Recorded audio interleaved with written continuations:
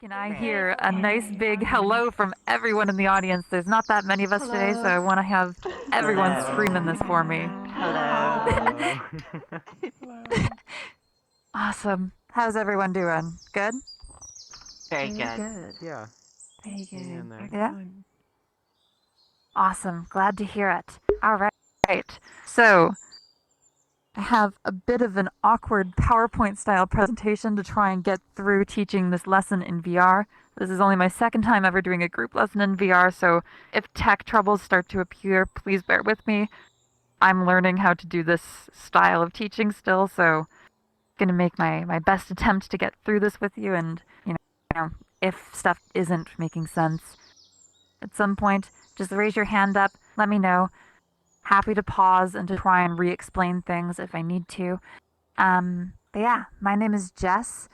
Let's hit play here.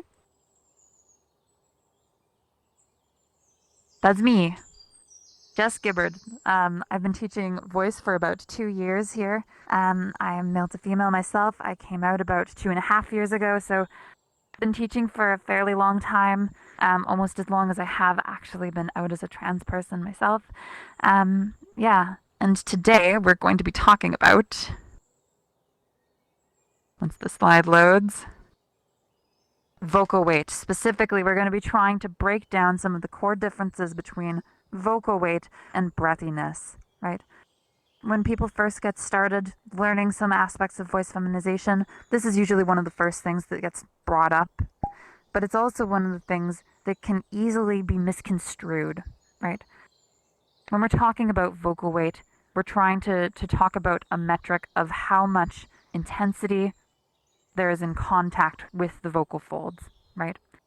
We're talking about the amount of physical connection and the strength of that physical connection that is occurring within our vocal cords, the vocal folds, right, as the scientific name is, inside of our body, right?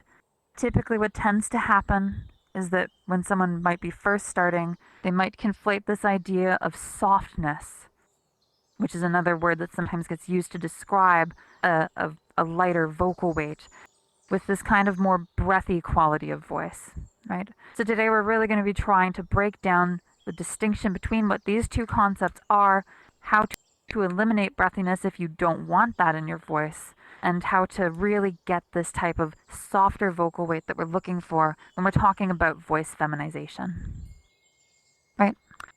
So just start us off here, I'm just going to play a little clip.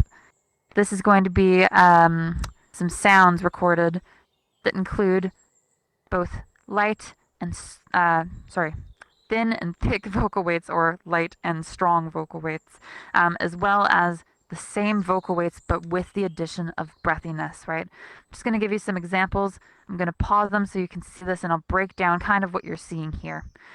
We're going to be using spectrogram data to analyze some of this, so we are going to be diving into it fairly densely to start, so I'm going to really try and break down what we're looking at. If anybody at any point has questions, like I say, please put up your hand, and then I'll be happy to try and answer them. Before I get started, though, does anybody have any immediate questions for me? All right. If I can get my hand to hit the play button.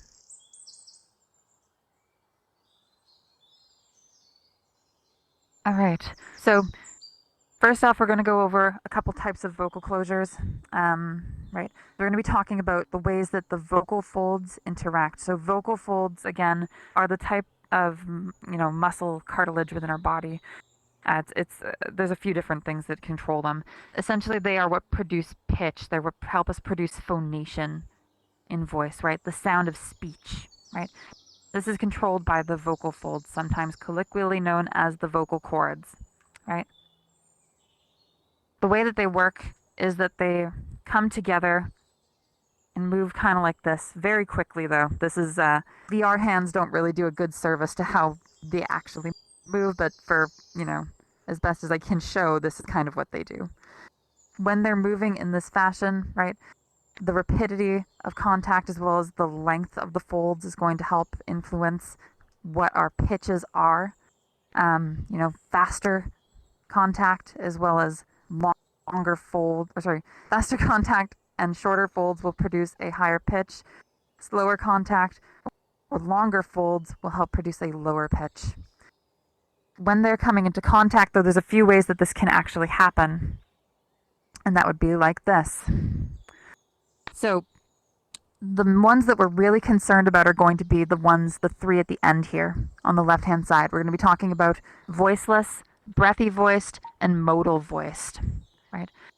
For the sake of this, we're not really going to be talking about the other two. There is potential for that if that's something that does come up while you're trying to create these sounds. But for the most part, we're going to focus on the other three. So first of all, I want to give an example of what each of these tones are, right? So we've got spread or voiceless. What that means is that we're producing sound without actually engaging the vocal folds. We're not engaging phonation, right? What that would sound like is like this. Just regular old whisper sounds, right? Everybody able to hear that whisper? I just want to confirm. Heard it. Perfect. Awesome. Yeah. So that's the sound of the voiceless spread sound, right? The vocal folds are staying pulled apart. They're still coming closer than when you're just breathing, right? If I'm just breathing, you shouldn't be able to hear anything because they're so far apart that there's, no real pressure. But they're coming in slightly, right? And then you're able to start hearing some of the sounds in my vocal tract, right? But you're still not able to hear pitch. Next up, we're going to have the breathy voiced. What's happening here is that the folds are coming in much closer in contact, right? To the point where most of the folds are making contact. However, there is a portion of them that is not making contact, or at least not making sufficient or adequate contact to produce a regular tone of voice, right? The type of voice that I'm using right now is what we would describe as a modal voice, right? This is true, pure phonation, right? We are able to hear just the tone of my voice. There is no additional breath getting caught in the mix. If I were to start including breathiness with it, right, like this, you can hear there's like this additional layer of breath coming through with it, right? It makes it sound a little bit more fuzzy, it makes it sound a little bit less clear. Ha, ha, ha, ha, ha, ha, right? It's that kind of distinction, right? When we're talking about the type of voice that we want to be using for really pretty much any type of voice, masculine or feminine, most of the time we're going to be aiming for a modal voice, right? What these will all look like in terms of visualization of the sound would be something like this. So we're going to take a look at some of that spectrogram data now. So I'm going to play the clip. It's going to play twice. I'm going to pause it after the first playthrough, and then I'm going to explain some stuff about it, then open the floor up to some questions, and then I'll let it play through a second time.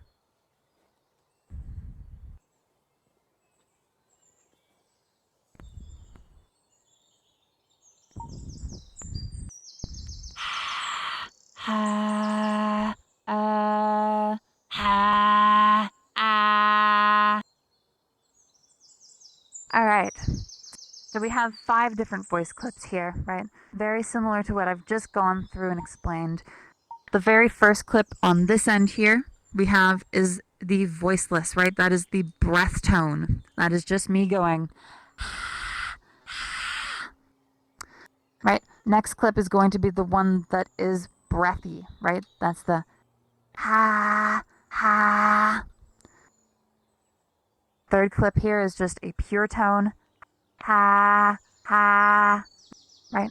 And then the other two are a repetition of the second and the third, but in a stronger, more dense vocal weight. Ha, ha, ha, ha. Right?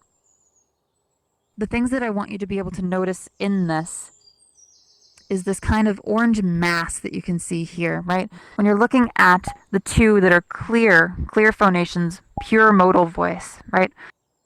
There's not as much going on here in between all of these lines. These lines are harmonics. But there's not as much going on. There's not really any sort of other sound or white noise kind of obfuscating the tones, right? When we look at the sound on this side, the sound of the voiceless, right? Just that breath on its own. it's pretty much just white noise, right? It's just a lot of that kind of cacophonous sound. And when we're talking about that partial closure, right, when we're talking about a breathy voice, what we're seeing is that we're seeing some of that leak into the sound of a regular modal voice, right? We're starting to see some of that white noise, that cacophony of sound, kind of blurring in between these harmonics. That's what's happening on kind of like a physical level, right? And it makes sense, right? When you're having this breath escape into your voice, into that sound, what it's really doing is it's just obfuscating the tone that you're creating. It makes it a little bit harder to hear everything that's going on in it. And it makes it sound a bit more fuzzy, makes it sound a bit more kind of washed out, right? The important thing to notice, though, is that between these two sets of clips, right? The low, kind of thin vocal weight versus that harsher, thicker vocal weight, right? The influence of having breath in the tone doesn't really change the perception of the tone that much, right? The thin weight, regardless of whether or not the breath is there, is going to sound thin. The thick weight, regardless of whether or not the breath is there, is going to sound thick, right? So we're just trying to essentially eliminate this sort of, conflation of breathiness with femininity.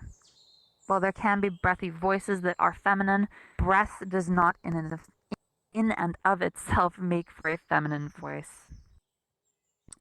Before I play the clip again and start talking a little bit more about both of these concepts, does anybody have any questions about what I've just shown here or tried to explain if you can't see it?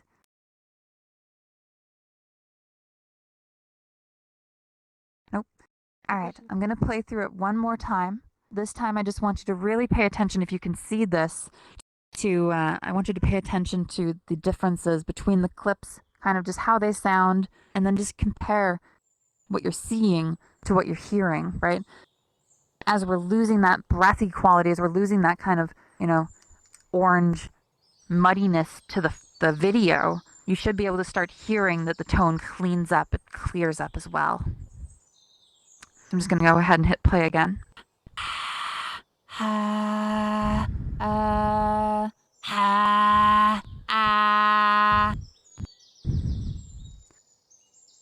Right.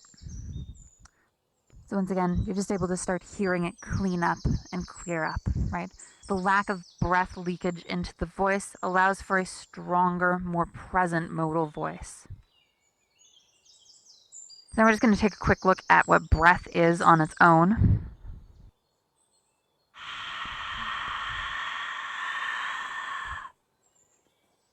Right, so a nice really long breath. And again, I just want you to really notice and pay attention to just what this looks like, right?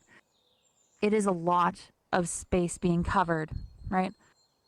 You can see that there's, some of the darker resonances of our voice that would peek through regardless of whether or not it's phonated or unphonated. But there's a lot of other stuff coming through too that typically doesn't appear when we're talking about phonated voice, right? It's kind of just this all-encompassing sound that just fills the space, right?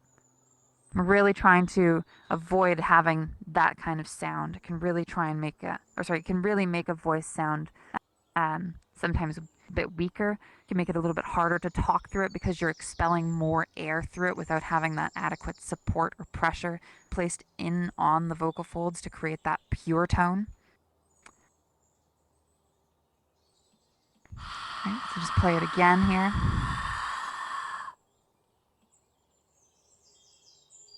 Yeah. Now we're going to talk once again just about breathiness, and the modal voice.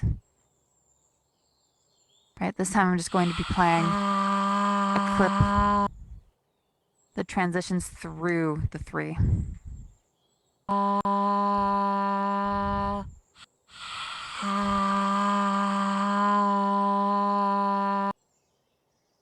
Right. So you can see it a little bit more clearly here, right? It's starting out with that breathy tone, sliding into the starting out with breath, sliding into the breathy voiced tone, and then sliding into the modal tone. And again, for those of you who can't see what that actually sounds like, it would sound like this. ha,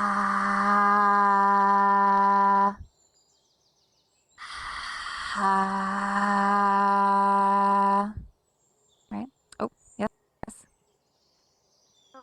Please disregard this question if you will touch on this like later on in the lecture, but can you make a distinction between like false vocal folds and like breathiness? And also, as a side note, like give us a solid definition of like what defines breathiness. Yeah, so I wasn't actually planning to really talk on the false folds that much. Yeah. So the false folds are kind of like this muscle inside the vocal tract. They don't actually come into contact the way the vocal folds do, but they can still kind of create that. They can create some sort of tones within the vocal tract, like that, the breathy sounds, right? The sort of sound. Sorry, what was the second half of the question? Can we have like a solid definition of like what breathiness is as well? Yeah, so breathiness is just when the vocal folds aren't making full closure on themselves, right? When we're talking about modal voice, the breathiness, or sorry, when we're talking about modal voice, we're getting full closure of the vocal folds across their entire lengths. Whereas when we're talking about a breathy sound, there's a little bit of a leakage, right? There's a partial closure of the vocal folds that's allowing that sort of breath to escape through it, right? And so that's what's causing this sort of like ha, ha sound, right? It's a combination of that false fold engagement as well as just like not full vocal fold engagement, right? That kind of answered the question. Yeah, that Sorry, I actually forgot the answered third half. perfectly. Thank you. Okay, perfect. Was there a third half to it? Sorry. No, there was not. Okay, perfect. But yeah, that's kind of what it is. So yeah, what we're seeing here again is we're seeing this transition out from that pure breath tone where there's no vocal fold engagement, right? And then we're transitioning into that fold engagement, but it's not making an adequate closure, which is why you're hearing this kind of ha ha sound, right? It's what really causes that kind of breathy quality to appear. It's what causes that air leakage through, right? The folds aren't making adequate closure. We want to have this pure tone. Ah, ha, right? A lot of the time when people are practicing with stuff like whisper sirens as well, it can kind of like bleed into the phonated sound because whisper sirens are inherently breathy, right? When you're doing a whisper siren, you're just using this unvoiced sound. You're using this, right? So if you're practicing that and trying to maintain a soft weight while you start to go back into your phonation, or into your phonation, sorry, getting stammered. Yeah, as you're transitioning back into it, it can be really easy to hold on to that kind of breathy tone since you've been practicing that with the whisper siren, right? Right, but you want to try and let go of that and get that clear, clean phonation, right? So we're going to switch gears slightly. We're going to come back to what weight, or not weight, going to come back to breathiness at some point and talk about how we can try and reduce it. But before we do that, I really want to try and make this distinction about what vocal weight actually is, right? Because this is what we're really more interested in as opposed to this breathy quality, right? Like I say, it is possible to have that breathy tone of voice. You know, some people do have it. As long as you're not causing damage with it, there's nothing inherently wrong with it. But most of the time, this is the type of voice that people are looking for. They're looking for this clean and clear tone, right? And this would be more to do with the distinction between thick and thin weight, right? uh, uh, uh. So that's the change between a thin and a thick weight with a low resonant voice, right? In this example here, we can kind of see what's happening, right? And again, for those of you who don't have the video up, the sound change would be like this. Low resonance from thin weight po, po, to low resonance with a thick weight. pa, ha. So what we can see happening here is that when you have this thin weight, you have less overall harmonic presence, right? There's still similar amounts of harmonic activity in terms of like what harmonics are being produced, but you're just getting less of that, right? Less overall harmonic quality, or I guess like harmonic activity, yeah. On the left-hand side here, you can see that the ones closer to the bottom, right, these yellowy red ones, they're not super strong, right? They don't look really, really bright red. Whereas over here on the right-hand side, these bottom ones, they become very, very prominently red, right? Same with those lines up in the middle, right? These are our R1 and R2 resonances that we talk about when we're talking about, you know, changing the resonance of the vocal tract. This bottom section here is going to be primarily the R1s. That stuff up at the top that I can't quite reach, just above this middle blue section here, that's for R2. And you can see that in both examples, we're starting to see more of those resonances peeking through, right? More harmonic presence on those in the thicker vocal weight. And that makes sense when we think about what vocal weight is, right? If you think back to the start of the lecture here, I'd mentioned that vocal weight is kind of this measure for vocal contact, right? Vocal fold contact. Softer vocal weight is going to, thinner vocal weight is going to be created by having softer vocal fold contact. So they're making contact for less intense time, right?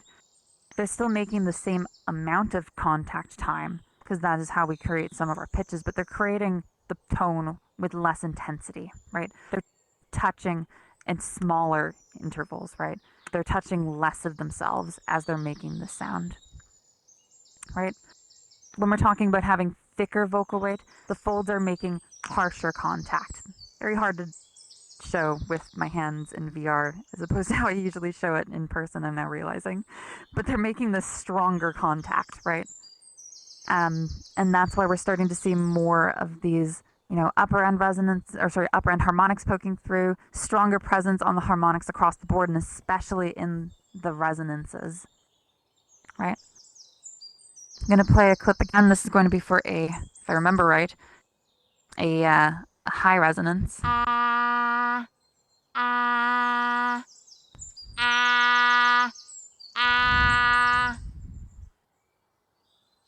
Yeah, and so same sort of idea, right? We're seeing this change where it's going from this kind of ha, ha sound to this more ha, ha sound, right? We're going from this softer tone to this more buzzy and harsh tone. It also starts to pick up a little bit volume presence, right? It's not really true volume in that sort of sense because it is just more harmonic activity is causing it to sound louder, but it's not actually more air pressure going into it if you think back to like the pressure source filter model that was talked about in some of the other earlier lectures. Yeah, but this is kind of the core idea of vocal weight, right? We're aiming for voice feminization to have softer weight, right? We're trying to keep vocal fold contact at a lower, more minimum threshold, right? Masculinization would be the opposite of that. We'd be having stronger, more prominent contact being made by the folds, and that's what's causing this more harsh, more buzzy sound to be produced, right? This kind of brassy sound. I'm going to take a second here to just kind of draw this up here. I'm going to hit play to see if it'll clear. Does not. That's how I can clear it though. Okay. So, this is maybe going to be tough to fully do here. But I'm just going to try and draw out a little graph. Can everyone adequately see the graph? I hope it's not too small. Yes? Okay, perfect. So this is just going to be to try and further demonstrate the differences between weight and resonance. All right, so on the y-axis at the top here, we have high resonance. Oh, I can't reach that. high res. At the bottom we have low resonance. And then here we have thin weight.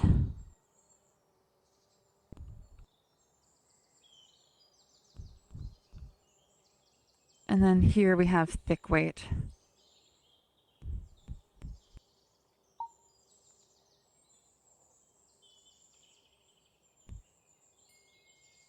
All right, so I'm denoting them with positives and minuses, right?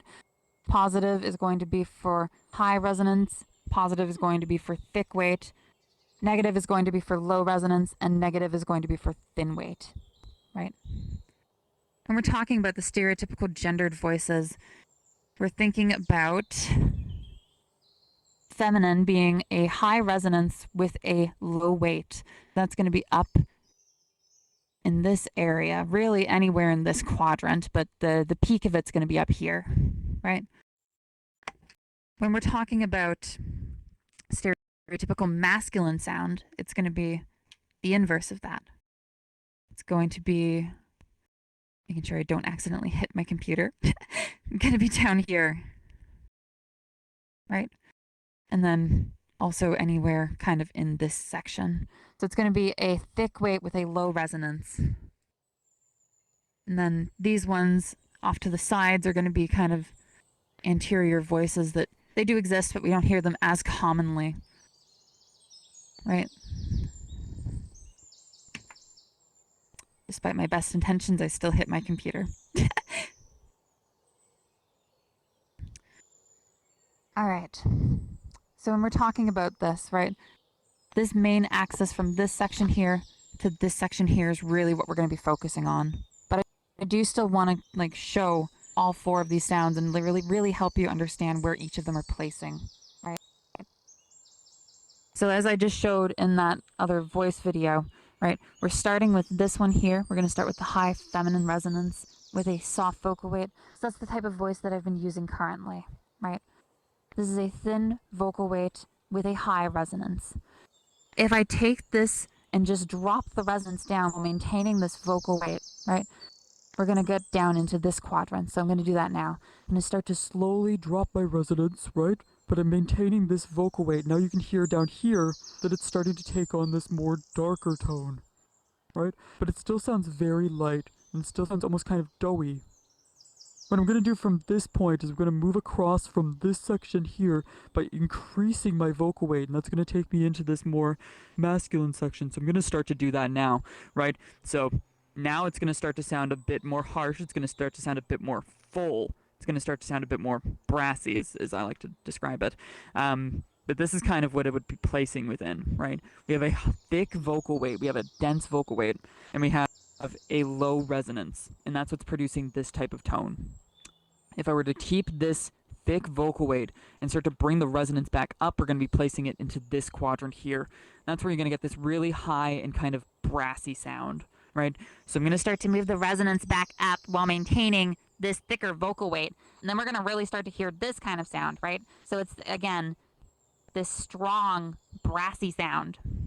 And then we're going to take it back from here, back across to the softer vocal weight, right? So that's kind of how vocal weight plays into all of this, right? Whereas breathiness can be attributed on top of any of those four sounds, right? Breathiness is completely independent of vocal weight and of resonance. It's just an additional concept that can be applied to those core sounds. Now, it's a lot of information that I've just gone over. Does anybody have any questions about what all of that is?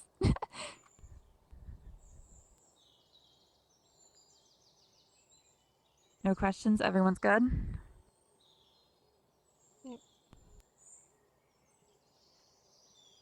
Okay, perfect. Yeah. So now we're going to talk a little bit about how we can start taking our sound from this thicker, more dense vocal weight across into this softer vocal weight, right? We're going to talk a little bit about that. Then we're going to wrap finally back around into breathiness. We can talk about how to reduce it if you start to encounter it. But for now, let's focus on the thing that we're more concerned with, and that's about trying to find this softer, delicate vocal weight. So this is going to be one of the more fun parts of the lecture because now it's going to be more workshop, right? So I'm going to have all of you guys try and do this with me, right? So I'm going to go through it a few times. Oh, sorry, voice crack. I'm going to go through it a few times, really try and show you what we're trying to do. And then I'm going to pass it over to you and we're all going to try and do it together, right? So here's what I want you to try doing. It's going to be a lot of mimicry for this. So it doesn't matter where your current resonance is. All we're trying to do is shift you from a strong, thick vocal weight across to a thin, more soft vocal weight, right? So what I want you to do, I want you to, again, in whatever resonance you're currently within, try and emulate the sound of a yawn, right? Just a really nice, soft sound, right? I usually like to do this in a lower resonance myself just because I feel like it really demonstrates the sound more because that softer, doughy sound, right? This one that we talked about, it is less common, right? You don't hear that one as much. So I think that it really helps emphasize the tone more. So I'm going to do it in a low resonance. You don't have to. All right, so here we go. So starting by trying to yawn, and then I'm going to try and sound out some vowels.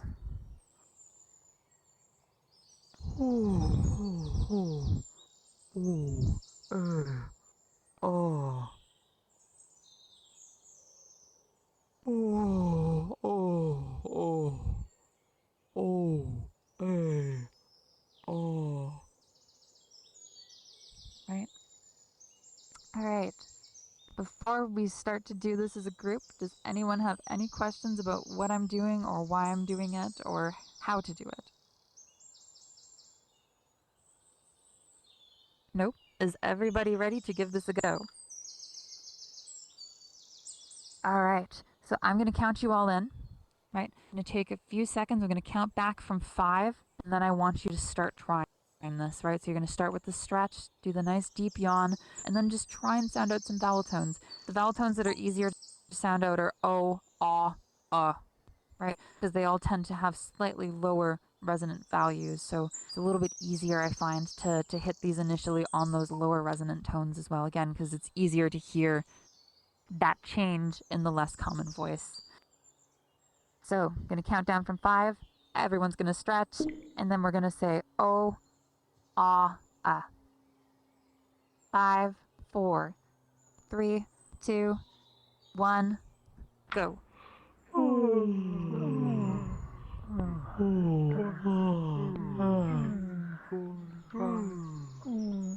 Good. All right. Do that one more time. Counting back from 5. Everyone stretches, does the yawn, and then says oh, ah, and 5, 4, 3, 2, 1, go.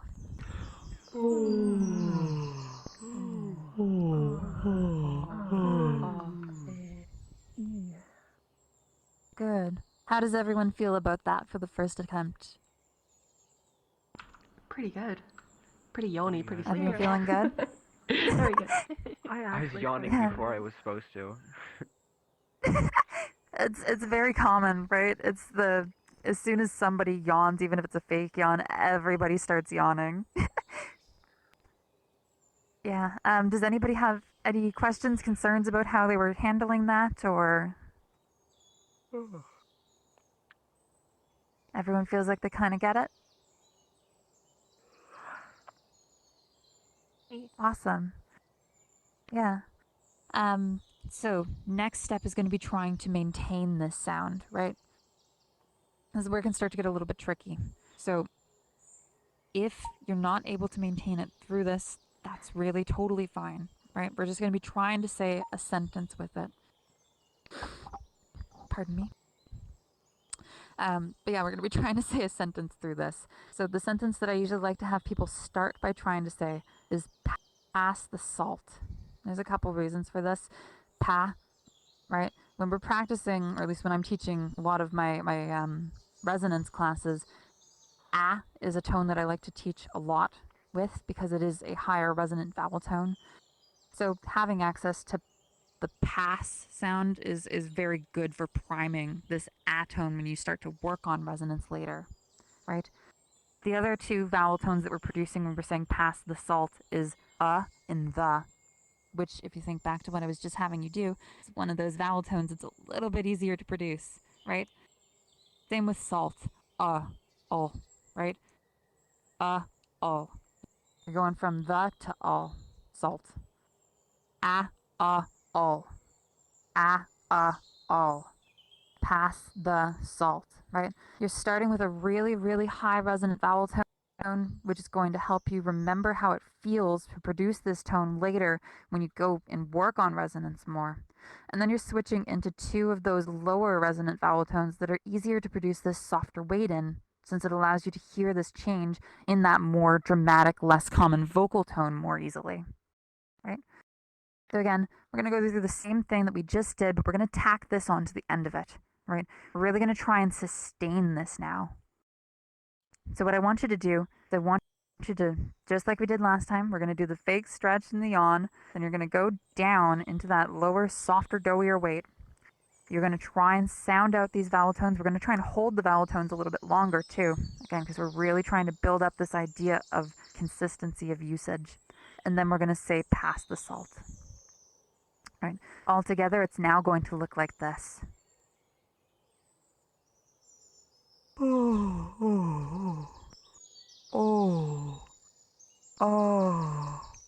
Oh, pass the salt. Once more.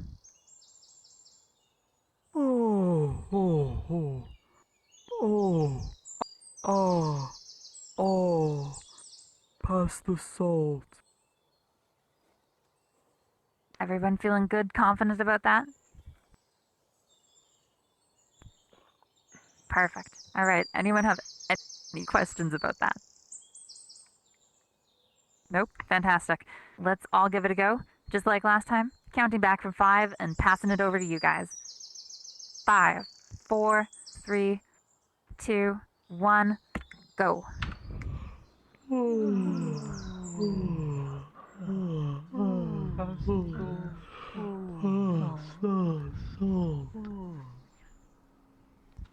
Good. We'll do that one more time. 5, 4, 3, 2, 1, go.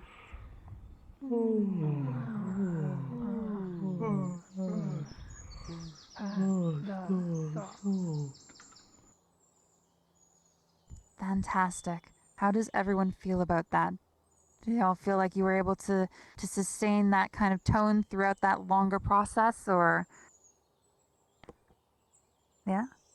Anyone have any concerns or things that they felt might not have been working perfectly with that they want to just follow up on? Yes. With the saying pass the salt, I feel like I was like losing breath trying to do the like thin weight but the low resonance. Yeah. Yeah. Yeah. So when you were losing breath, were you trying to get everything across in one breath, or?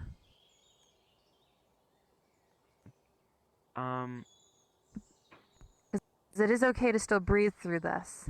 You don't have to try and. I just want to make sure you're not pushing it all out in one go.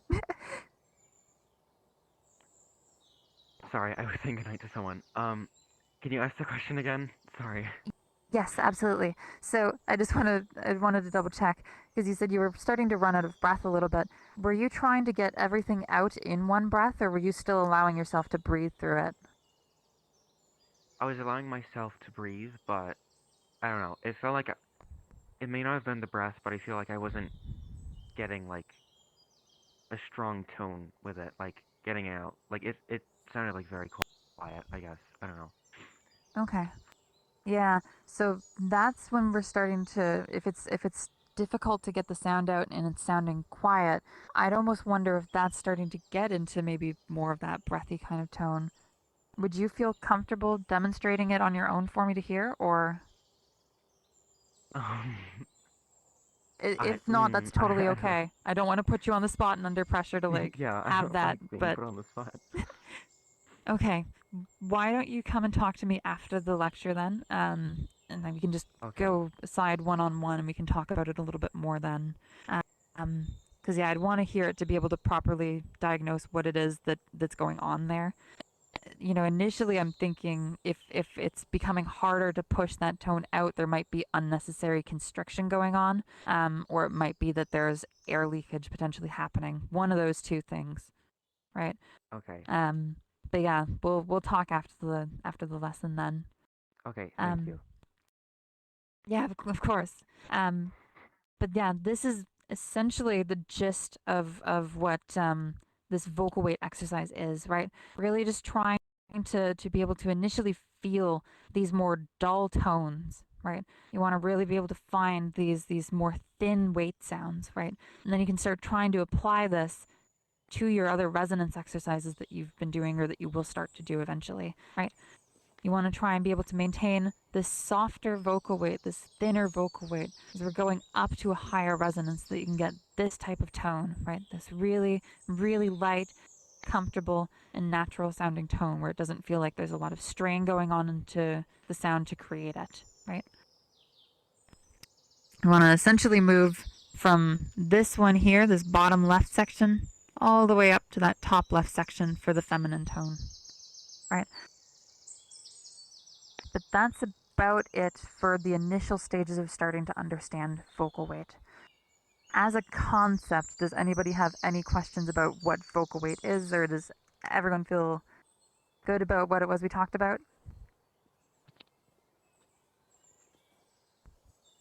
Okay. Perfect. Yeah, awesome. So now I'm going to switch gears again for this last little bit. We're going to talk more about breath, right? We're going to talk about this breathy sound. We're going to talk about a way we can start to try and eliminate it if we do encounter it, right? So far we've been just talking about the distinction between weight and breathiness. We've now just addressed how to get the type of weight we're looking for. Now we're going to start to talk about how to remove that breathiness if we encounter it. Give me 1 second because I do have to queue up this other video. We're going to be talking about something called a semi-occluded vocal tract exercise. This is a really good, just general vocal health thing to have in your voice training repertoire. And I've just recorded a little video, so I'm going to pass it over to Past Me to really explain what this is. Before I do that, though, I should also just say why it's called a semi-occluded vocal tract exercise, because I didn't mention that in the video. And now I'm realizing I'm stuck and can't move. Okay, I'm stuck here. But it's called a semi-occluded vocal tract exercise because we are partially occluding our vocal tract, right? We're taking something and we're blocking the vocal tract to prevent sound from getting out the way it usually does, right? This can be done in many ways. It can be done in the form of a lip trill, right? When you take your lips, stick them together, and kind of do this sort of sound. The way I'm going to be talking about it in the video, in addition to the lip trill, is also going to be this idea of taking a straw, putting it into a cup of water, and blowing bubbles into it, right? This provides a really strong barrier to prevent, this sound from escaping. It provides one of the strongest types of an occlusion that we can get while still being able to adequately produce the sounds. It makes it really easy to try and eliminate these sounds that we're trying to get rid of, right? Some of the sounds that we're trying to remove by using exercises like this can also be, like vocal fry or that type of stuff. Essentially, it's applying an additional barrier to the voice that then exerts more pressure, right? And that pressure source filter model, so it provides a cleaner airflow, and it allows us to have this stronger connection of the vocal folds, so you're not getting that potential leakage that you might experience otherwise. So I'm gonna hit enter now. Hope I regain control of my character, my avatar thing. If not, I'm just gonna be stuck here. But anyways, here's Past Me to explain this. Okay, so I'm going to show you how to blow the bubbles that I was likely just talking to you about. Here we go. So you take a straw, take a cup, you fill the cup about halfway up with water, right? Then what you want to do is you want to take the straw into it, place it about here so it's close to the bottom but not touching the bottom, just fairly close down. Hold the straw and then blow into it like this.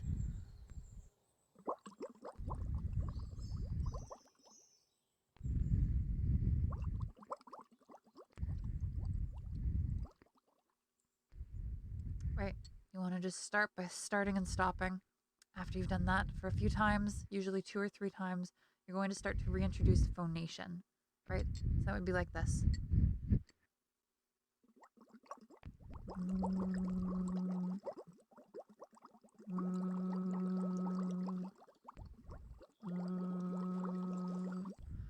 The goal is to maintain consistent flow of the bubbles throughout this, right? You want to maintain that consistency during the entire process. If you see the bubbles start to explode, right? You start seeing a much stronger velocity of bubble, you're probably having a change in the amount of pressure you're exerting to get them to come out.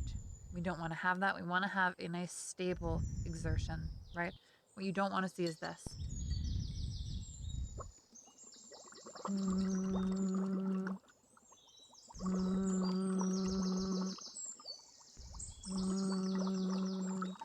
Right? You can see how much more vigorous those bubbles were coming out. It was coming out so vigorous, in fact, that it splashed my shirt and my pants. You don't want that. You want to see a nice, consistent flow of the bubbles, right? You want to see it more like I just shown in the other example.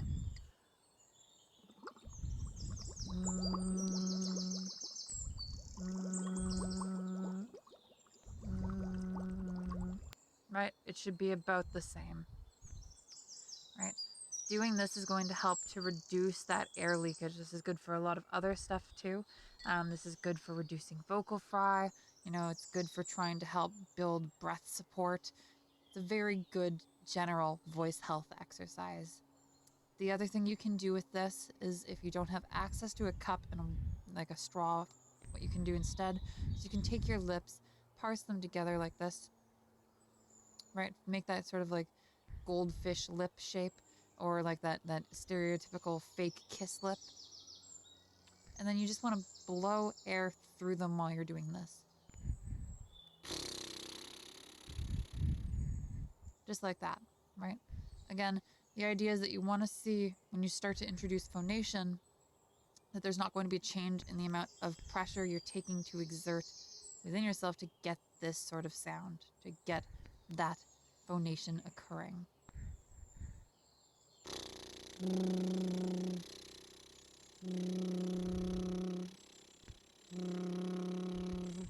Right? Again, what you don't want to see is you don't want to see this.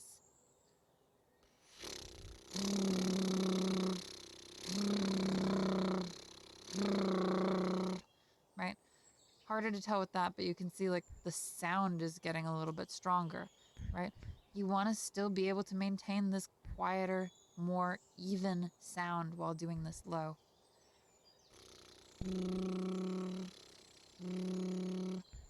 Right? And if you are going to go louder, you want to do it without having that stronger lip push, right?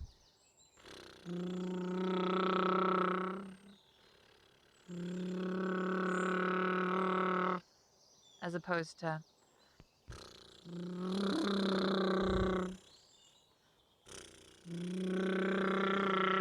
right? You want that. So yeah, that's about it. Passing it back to current me. Thank you, current me. Thank you, past me. So yeah, that's kind of the idea with that one, right? We're trying to just like add that barrier to the sound so that we can try and, you know, get this stronger sense of overall vocal pressure. We want to get this complete sense of using that voice to produce the tone, as opposed to what we're potentially experiencing when we're just getting that air leakage, when we're getting that partial, you know, closure of the vocal folds. Adding that barrier forces our body to recontextualize the positioning of the folds so that we can actually get that proper closure in order to produce the sound, because now we're needing to put more pressure into it. I used pressure a couple times in that example. I realized I kind of didn't define what I meant by pressure a few times. So there's two aspects of pressure that I'm really talking about. The first is pressure where it's coming from within our lungs, right? This is the pressure source filter pressure, right? Sound is coming out by having air be expelled outwards, right? We want that to be a little bit greater, right? Not super strong, but we want it to be a little bit more prominent. What we don't want to see is we don't want to see pressure building in other areas. We don't want to see pressure building in that example with the lip trill at the lips such that there's like this minor expulsion of air where you can cause like the lips to really start vibrating vigorously, right?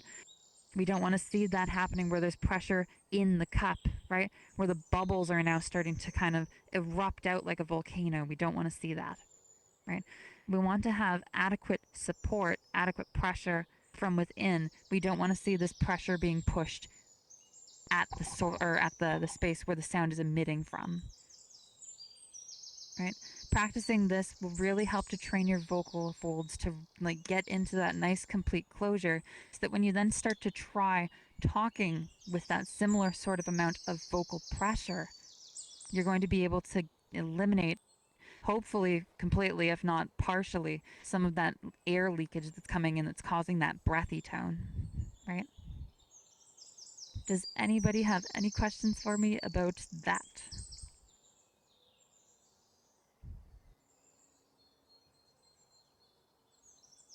I'm not Okay. seeing any hands.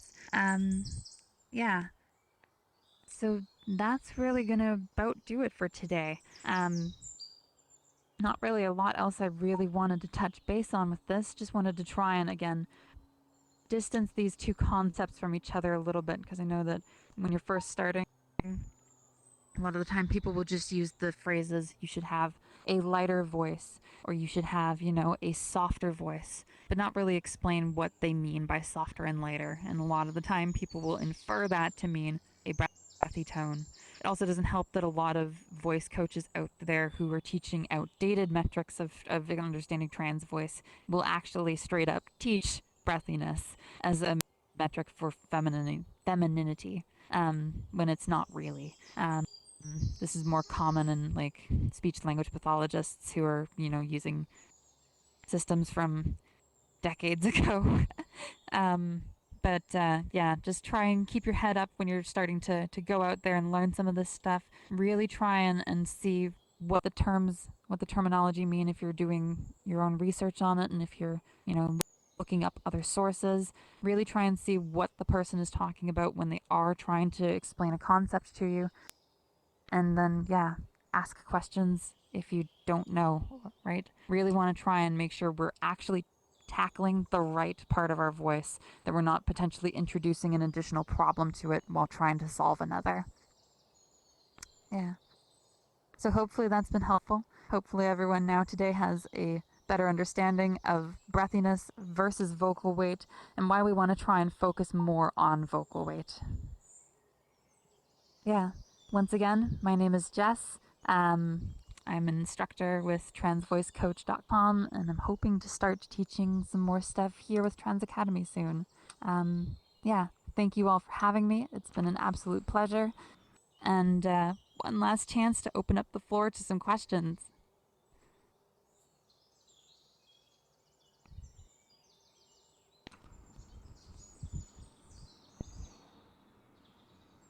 All right, I will take that as a no. So, Oh, for yes. Hello. can we also have some one last like high weight exercise just to help with contrast and if there's any like transmasculine people in like the Oh yeah, stream or absolutely. Yeah. So to anyone who might be wanting you know, a little bit more contrast with the thicker weight exercises, kind of just trying to take it in the opposite direction, right? So with the thin weight, you're trying to find this softer, doughy tone, and with a thick weight, you're trying to find, you know, that really prominent brassy tone, the way I was describing it, right? Essentially, you're just trying to take it in the opposite direction, right? They're yin and yang to one another here. The way I usually like to try and teach the inverse of them is, again, Like it's easier to try and find that initial tone in the lower vocal resonance. It's easier to find this other tone in a higher resonance. So I'm going to do this in the higher resonance, right? Essentially what I'm going to be doing is I'm going to just be holding a tone out and I'm going to start to try and amplify the sound without really actually getting louder, right? I'm just going to take this sound, I'm going to start it on an A tone, and then I'm just going to try and make the A sound a little bit buzzier, a little bit sharper, right? So I'm just going to take this sound and try to pull it across into the thicker vocal weight from the thin vocal weight. A. A. Right? Just really trying to shift it across like that. Right? Just move it over. It's almost kind of, oops, sorry, voice crack. It's almost kind of a similar sensation that you might get if you're trying to raise your voice in a louder, place without shouting, right? It's not somewhere where you need to actually start yelling to be heard, but it's somewhere where you want to be heard a little bit more.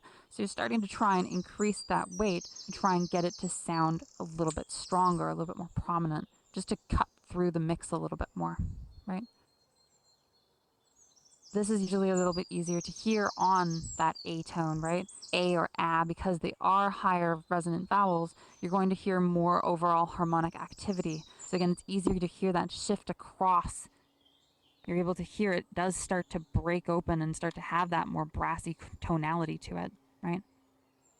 Ah, ah, a, a. Yeah. So just trying to move it over that way, trying to mimic that sort of sound of that sharper A tone. It's a really good first step into trying to get that thicker vocal weight if that's what you're trying to find.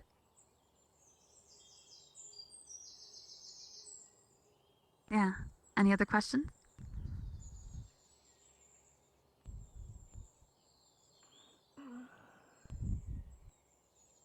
Yes. I kind of have a hard time telling whether my voice is breathy or not. Okay. Are you just looking for like feedback on that then? Well, yeah, and Or then I can try and figure out how to control it. yeah, I can't hear you super well from up on the stage. Do you want to again just like come talk to me once the lesson is done and we can talk a little bit more about that one-on-one? Yes, okay. Please ignore the Okay. presents. Okay, can do. I was trying to Awesome. get back out of my emoji menu. Yeah, very, very fair. I often bump that control as well, and it's never not frustrating. Yeah. All right. One last chance for questions. Nope. All right. I think that will do it for today then. Once again, thank you all for coming. It has been an absolute pleasure.